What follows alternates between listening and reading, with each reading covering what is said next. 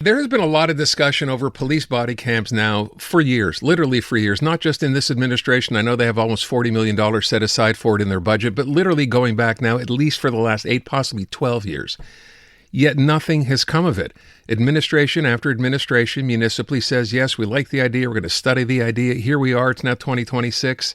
And even though there is money set aside in this budget, there is no timeline for when this would actually take effect. So let's talk a little bit more about this because there is a push now to get this done. Mitchell Brownstein, who you may remember is the former mayor of Côte Saint-Luc, is now a board member of United Against Hate Canada and involved in this, if you will, request to the city and I guess to the province at the end of the day, because there's some jurisdiction issues here as well, to get body cams and finally get this thing solved for police. So Mitchell, first of all, thanks for being here. It's great to be back on the air with you, Aaron. Nice to have you on. So first of all, when I say, you're pushing to get this thing done, and as I said just a moment ago, we've been talking about this forever. What do you really think is going on here? Well, this has been an issue that's been going on a long time. And when I was mayor of Côte Saint-Luc, we presented a brief to the former administration that we had to change the model of policing. And one of the things that we were asking for was body cams. So it's not a new discussion. We know all the hate and violence that occurred in the last many months and years, and what's happening outside of our borders, what happened in Bondi Beach. And we're not immune here in Canada. So in order to improve the safety and security, body cams are key. Now, this administration seems to agree. It was part of their platform, and they put some money in the budget, which is good, and I congratulate them for that. But now we need to move on it. It's really key, because what body cams do is two things. First of all, it makes the police officer apply the law in a careful, appropriate manner. And on the other side, it ensures that the protester knows he's being taped. He or she is being taped. And that's key in terms of follow-up and moderating the incidents that are occurring. I feel I need to go back into history here. We have had this idea come forth before. People agreed this was a great idea. I had Soraya Martinez-Ferrata on the show about a week ago. And as you just mentioned, Mitchell, the city is in, $40 million. I know it's over the next 10 years. It's not happening tomorrow. But with respect to, first of all, the police, and Fadi Daguerre, police chief, said he is open to the idea. I know he said that. There is some question here about the provincial government, because it says there should be someone in the Ministry of Public Security or Ministry of Justice who has to weigh in on this, and that doesn't seem to have happened. Is that, in your estimation, what's missing here?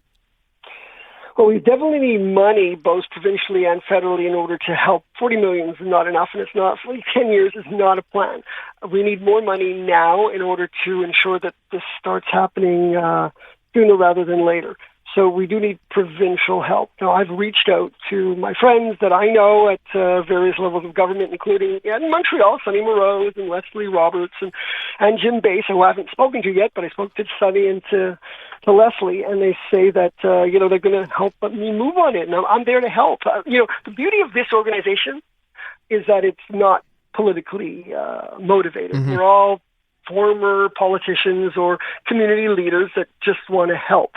And we're ready to use our contacts and our voice to not only push the city of Montreal, but also the province and the federal government to help. And that's, of course, money. I'm not going to ask you why you think this isn't happening faster, but I will point out, and I've brought this up before as well, lots of police departments in North America have implemented body cameras, and they've done this years ago.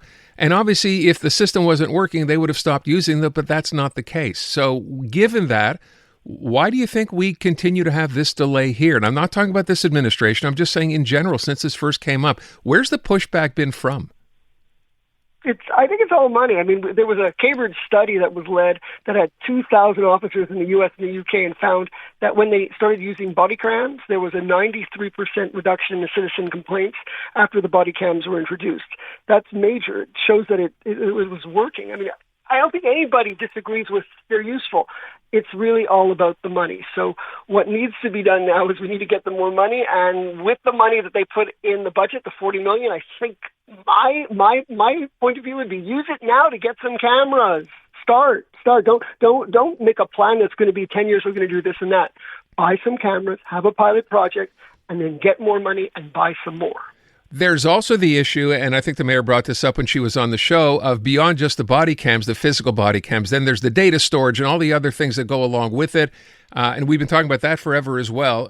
Is that valid in your opinion, that we have to consider that, and who's going to take care of all that? And there's special tech companies that deal with all these things. If you're serious, you go and you go ahead and you start with a pilot project, like I said, with some body cams for certain areas that would be most useful. Maybe it's the Montreal area, or we start focusing on the university campuses where there's a lot of problems, and get the technology that you need to monitor those body cams and see how it works and it's going to work well. I mean, all the evidence shows that it has in the past, so there's no reason why it won't work here. So people hearing this are thinking, I like the idea too. As I said, it's been forever that we've been talking about it. Is there some way for them to get on board, to help? What do public citizens do?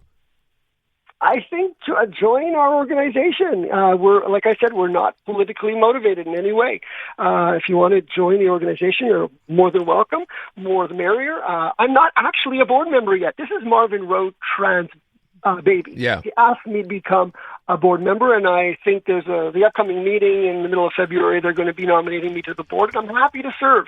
And any other Montrealers who want to help, I always believe it's all about bringing joy and happiness to the community. That's why I was involved in politics, and as an individual, it still brings me happiness if I can help other people. And I think this bringing the safety and security for our community back is really important, and we need to do it now, not later. So is the idea here United Hate Against Canada? You go online, you find it, you join that way?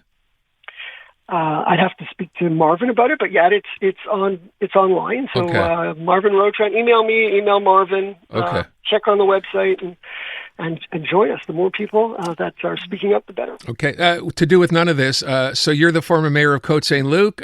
Close election. You're no longer the mayor. What's a guy do who's been the mayor for so long? What are you doing these days beyond just being on this committee here? It's crazy. I thought I'd be bored. I am so busy. Everybody has a new project for me. First of all, I have my law firm, so my brother and my son keep me very busy in wrongful dismissal law and immigration. And besides that, they asked me to audition for the show, and I'm in the Sound of Music still with the Côte Saint-Luc Dramatic Society. It's going to be a great show, the Sound of Music, this May and June. And volunteer organizations, there's one after the other. Okay. They want me to serve. So I'm more than happy to help. Keeping busy. Yeah. And not playing pickleball. No, not playing pickleball yet, but checking. I do go to the gym and swim. I have you have to always keep yourself in shape. Just checking. Mitchell Brownstein, former mayor of Côte Saint-Luc, now with United Against Hate Canada. Mitchell, thank you so much. Best of luck. Unmistakably Canadian. It's the music that raised you. The artists raising the bar. Hi, this is Brian Adams. Hey, my name's Brett Emmons. I'm from the Glorious Sons. Hi, I'm Nelly Furtado. Made in Canada. The station that champions Canadian music. Loud, proud, and all yours. No passports required. Just press play. Tap into Made in Canada now on iHeartRadio.ca or the free iHeartRadio app.